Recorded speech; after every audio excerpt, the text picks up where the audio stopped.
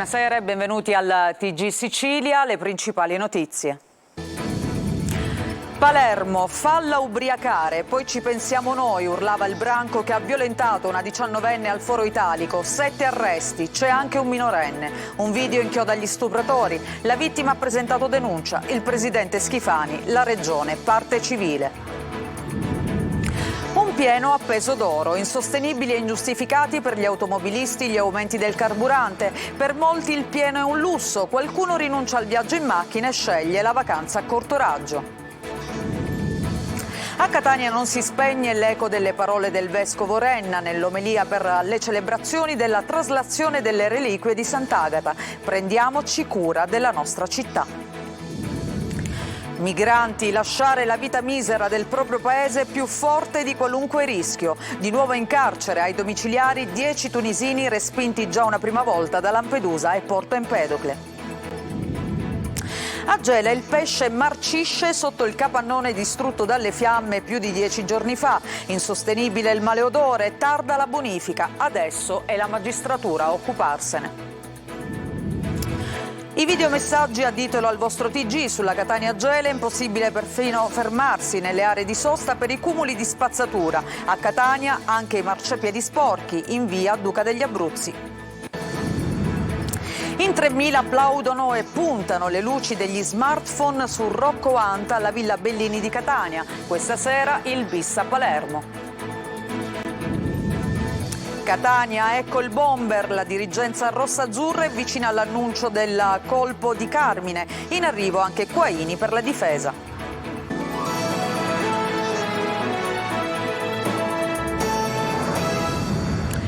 Mentre gli dicevo basta, loro ridevano. E questo l'orribile racconto alle forze dell'ordine di una 19enne violentata dal branco a Palermo. Le immagini di una telecamera di videosorveglianza inchioderebbero 7 ragazzi, figli di famiglie per bene, che nella notte del 7 luglio scorso hanno stuprato la ragazza in centro città nella zona del Foro Italico. Uno degli arrestati all'epoca dei fatti era pure minorenne. La giovane ha sporto denuncia. Il presidente Schifani dice la regione parte civile. Il sindaco La Galla si è detto sgomento. Sentiamo Marco Gulla. Le immagini di una telecamera di videosorveglianza sono crude e inchioderebbero il branco che nella notte del 7 luglio a Palermo ha violentato senza pietà una giovane ragazza palermitana. Sono tutti giovanissimi tra i 18 e i 22 anni, mentre la vittima ha 19 anni. Le immagini immortalano il gruppo, lo vediamo anche da questo frame, si vedono chiaramente la ragazza al centro, 2 che la sorreggono e gli altri 5 attorno, mentre si avviano verso una zona isolata del Foro Italico a Palermo. Il branco avrebbe tentato in precedenza di far ubriacare la ragazza che era stata avvicinata nei locali della Movida. Ho chiesto aiuto, ma nessuno ha compreso quello che stava succedendo, ha detto alle forze dell'ordine la 19enne. Una volta arrivati nella zona isolata del Foro Italico, nei pressi di un cantiere edile, si è consumata la violenza di gruppo. Il racconto è raccapricciante, ho gridato basta, basta, ma loro ridevano, tanto ti piace, mi urlavano. Uno dei partecipanti ha anche filmato con il cellulare la violenza, ma poi l'avrebbe cancellata per paura che la giovane lo denunciasse. La vittima, dopo la violenza, è stata abbandonata per strada. Eravamo 100 cani sopra una gatta, ha detto uno degli arrestati ad un amico raccontando l'episodio. Alcuni passanti l'hanno soccorsa e hanno chiamato il fidanzato che è andato a prenderla per poi portarla in ospedale. Qui i medici del reparto di ginecologia del Policlinico hanno confermato la violenza e hanno chiamato i carabinieri che hanno iniziato le indagini che hanno portato agli ulteriori 4 arresti di questa mattina. Il governatore Renato Schifani sull'accaduto ha detto profondo dispiacere per la giovane vittima, la regione è pronta a costituirsi parte civile. E a Caltanissetta invece il calvario di una donna di 38 anni di origini ennesi che ha raccontato di aver subito l'ennesima aggressione in strada dall'ex marito, un nisseno invece di 41 anni che le avrebbe anche sottratto il figlio. La donna, nonostante la denuncia per maltrattamenti, non avrebbe ottenuto alcun provvedimento dalla magistratura e continua a dire di essere perseguitata. La vittima, tra l'altro malata di tumore, ha raccontato di essere stata picchiata anche durante il periodo di chemioterapia.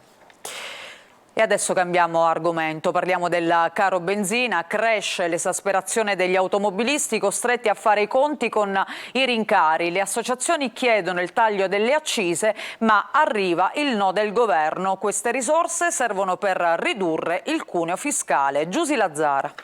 Eccolo il tabellone con i prezzi della benzina. È la prima cosa che gli automobilisti guardano entrando in una stazione di servizio. Altro che prezzo medio da esibire, la realtà è che cresce l'esasperazione di chi deve fare un pieno. Sto vedendo che stai facendo benzina.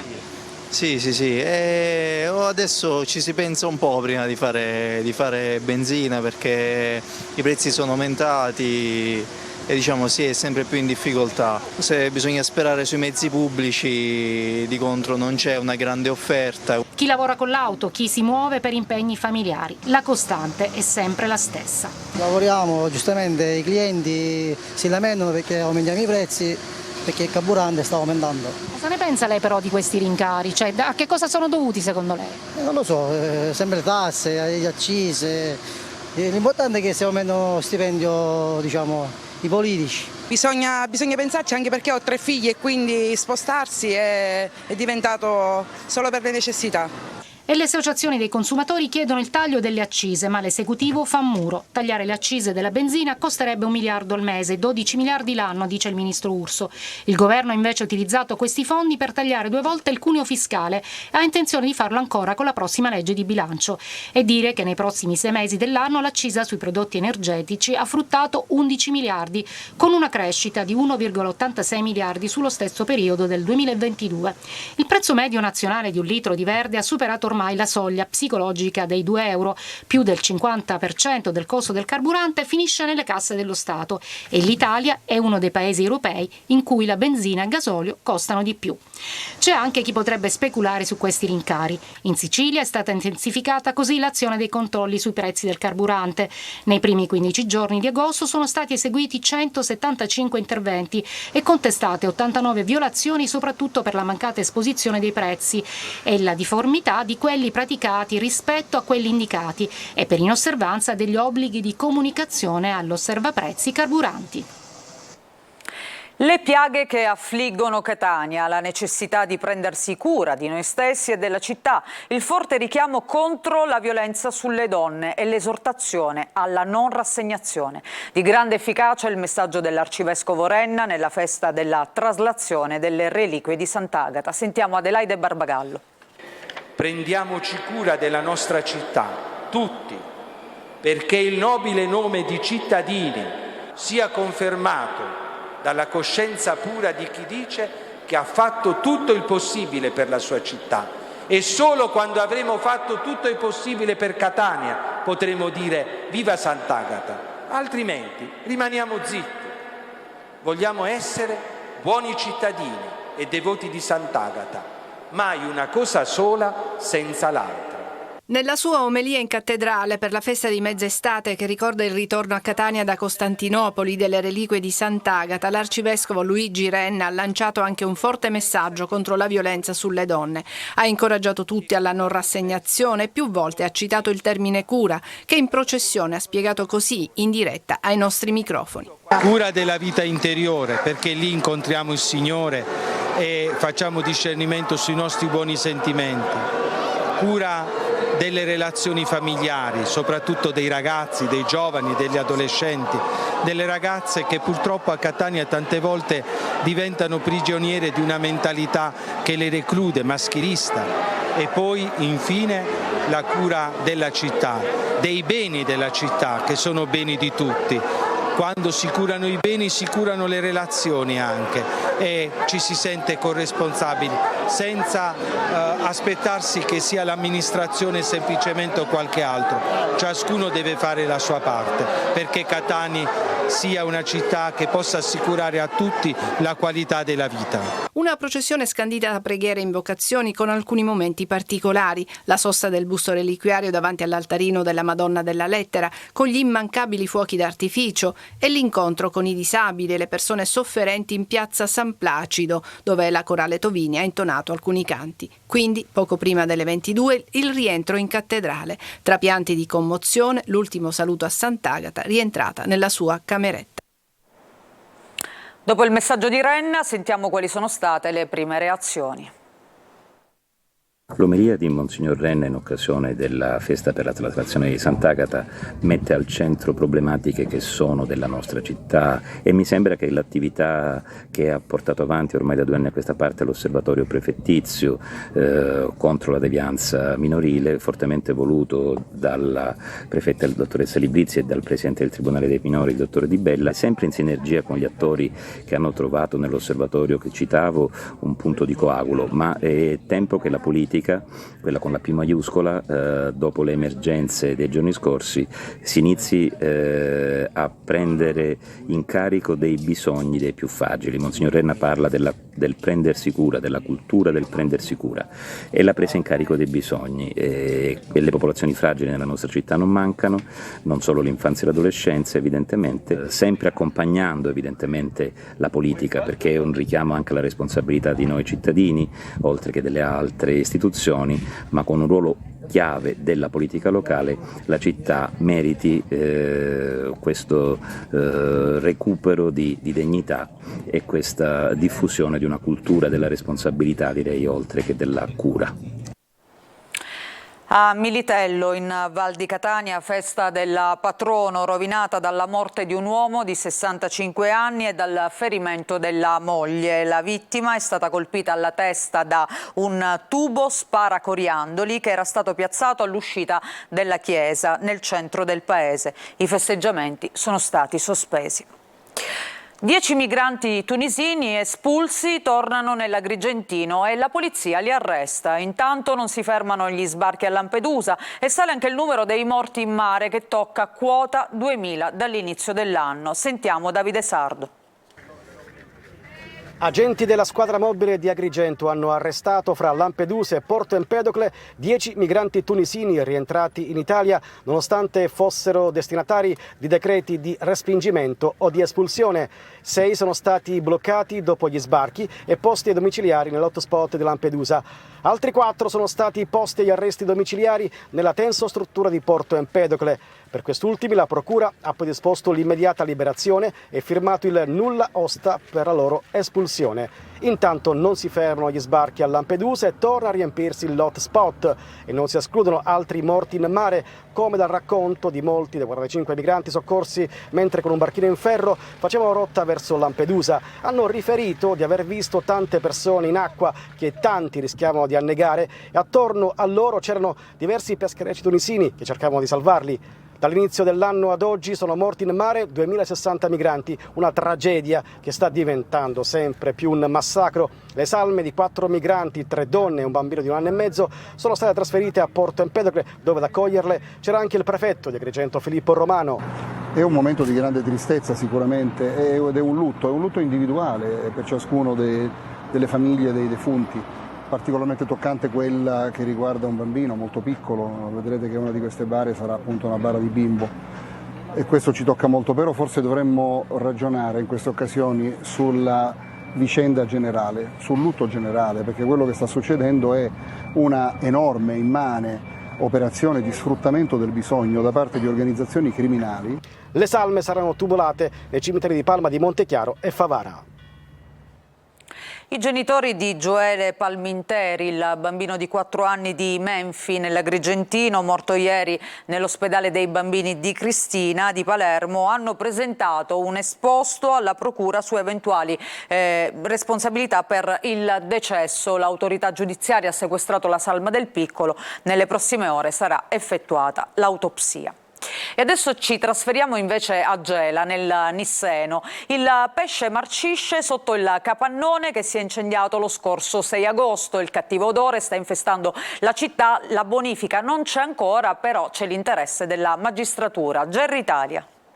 Un'intensa puzza di pesce marcio da oltre una settimana invade la città durante la notte, ammorbando diversi quartieri, soprattutto nella zona est del centro abitato, rendendo irrespirabile l'aria. In queste ultime sere sono stati diversi gli accessi al pronto soccorso per malori legati alla nausea creata dal forte odore. Sempre nelle stesse giornate sono stati segnalati anche degli sversamenti lungo il fiume Gela.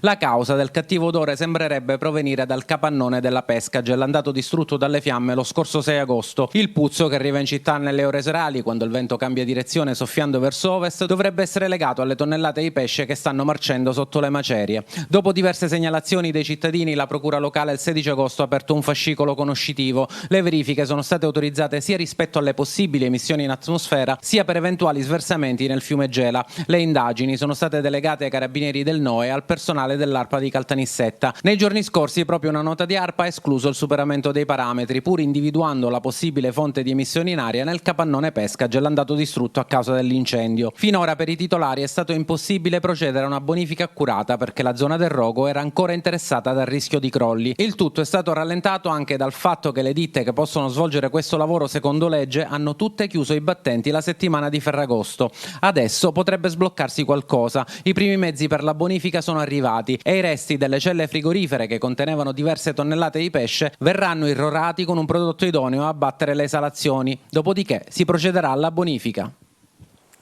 Nuove segnalazioni sono arrivate a Ditelo al vostro TG, immagini e foto di marciapiedi sporchi e maleodoranti e la statale Catania-Gela invasa dai rifiuti. È impossibile fermarsi nelle aree di sosta occupate dalla spazzatura. Adelaide Barbagallo. Pioggia di segnalazioni nella nostra rubrica Ditelo al vostro TG. Molte purtroppo sono dello stesso tenore e riguardano strade, sempre più ridotte a discariche abusive. Ecco come si presentano i bordi della strada statale 417 Catania-Gela. Scene intollerabili, specie nel tratto Palagonia Gran Michele, dove la spazzatura non consente di fermarsi neanche nelle aree di sosta. A denunciare lo scempio attraverso la nostra rubrica è Lucia Inzirillo. Oltre ai rischi per chi guida, afferma il segretario nazionale di categoria Confali Sifus, l'immondizia crea un pericoloso inquinamento ambientale, minacciando anche il sottosuolo. Sversamenti sono stati segnalati anche nel fiume Simeto. E qui siamo a Catania a mandarci queste foto un nostro telespettatore. Ogni mattina ci spiega, via Duca degli Abruzzi si sveglia così, con marciapiedi maleodoranti e sporchi dopo la rimozione dell'immondizia. I residenti lamentano la scarsa igiene e invocano un periodico servizio di lavaggio e disinfestazione dei marciapiedi. Ma puntano anche il dito contro chi porta a passeggio il cane e non rimuove gli escrementi dei propri animali. Continuate ad inviare le vostre segnalazioni al numero 342 7455 005. Ditelo al vostro TG. Commemorazione oggi a Lingua Glossa nel Catanese dei 4 forestali morti 29 anni fa sul Monte Culma, dei 2 piloti del Canadair precipitato l'anno scorso e di tutti i caduti nella lotta agli incendi boschivi. È stata anche un'occasione di riflessione sulle condizioni troppo spesso precarie in cui agiscono l'antincendio boschivo e il Corpo Forestale in Sicilia. La funzione si è svolta in contrada Boriglione, punto di raccolta delle squadre della Protezione Civile AIB di Lingua Glossa, lo stesso dove i volontari qualche anno fa hanno eretto una lapide a memoria dei compagni caduti. E noi ci fermiamo per una breve pausa, torniamo tra poco con lo spettacolo e con lo sport.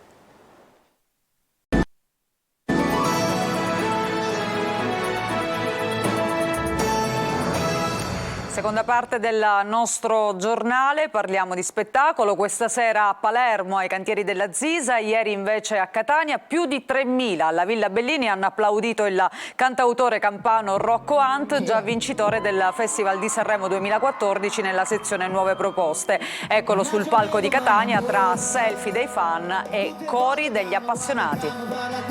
Stasera giri la macchina finché ti trovo, so capace chiama pure a te compagni tuoi. Caso passa assai, tu ti ingazio sai, quando spengo troppi soldi per te fanno un regalo, ma si bella assai, fai finta che non sai. Su cuore da appartiene, non sei per ciò piacemo quando scindi in quartiere, quando torna dalla serie te, tutto passa ma tu, su cuore da appartiene, non sei per ciò piacemo quando scindi in quartiere, quando torna dalla serie te. E dopo le note di Rocco Hunt invece parliamo adesso di sport, di calcio. In arrivo 2 colpi di mercato per il Catania, i dirigenti pronti a portare alla corte di Tabbiani l'attaccante di Carmine con tanta esperienza in Serie B e anche il difensore Quaini voluto proprio dal tecnico. Sentiamo Marco Carli. Un bomber di categoria superiore, così aveva descritto il prossimo attaccante del Catania il DS Laneri in occasione della presentazione del tecnico Tabiani poco meno di un mese fa. Samuel Di Carmine lo è, la carriera l'ha portato anche in Serie A dove ha collezionato quasi 50 presenze e 8 gol, ma è in cadetteria dove ambisce ad arrivare presso il Catania che l'attaccante nato a Firenze ha collezionato più reti, 83, e partite quasi 350, oltre a 33 assist. In C invece i gol sono 14, un bottino che Di Carmine proverà a rimpinguare. Laneri col vicepresidente Grella aveva messo gli occhi sulla punta già da tempo, ma l'affondo sarebbe arrivato nel momento topico dopo il Ferragosto e a 2 settimane dall'avvio del torneo, superando la concorrenza del Cosenza. Di Carmine, classe 1988, dopo l'avvio in maglia fiorentina della sua carriera ha trascorso importanti con Verona e Perugia, ma anche fra le altre con Cremonese, Frosinone, Entella e Crotone. L'11 del Catania diventa con lui di grande livello e si parla anche di un centrocampista come Mastino, per esempio, per completare l'organico, che in difesa ha trovato l'altro centrale. Come vi avevamo anticipato, si è tornati alla carica per Quaini, voluto fortemente da Tabiani, e anche l'arrivo al Fiorenzuola di Nava, proprio un centrale di difesa, ha portato la squadra emiliana a più miti consigli nei confronti degli etnei. L'allenatore contava proprio sulla possibilità di avere un giocatore che conosce e che fa partire il gioco dal basso. Catania è un banco di prova importante per testarne le qualità. Intanto la società ha annunciato la presentazione della campagna abbonamenti che sarà lanciata lunedì e poi, al netto degli ultimi arrivi e partenze, la concentrazione sarà tutta sull'esordio di inizio settembre contro il Crotone, altra protagonista designata del campionato. E la Lega Pro ha ufficializzato anche le date e gli orari delle prime giornate di campionato di Serie C. Nel primo turno il Catania giocherà in anticipo al Massimino contro il Crotone venerdì 1 settembre alle 19:45.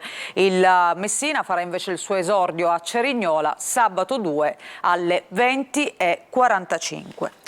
Con questa notizia chiudiamo questa edizione del nostro telegiornale che ritorna domani alle 7:30. Grazie per averci seguito, vi auguro una buona serata.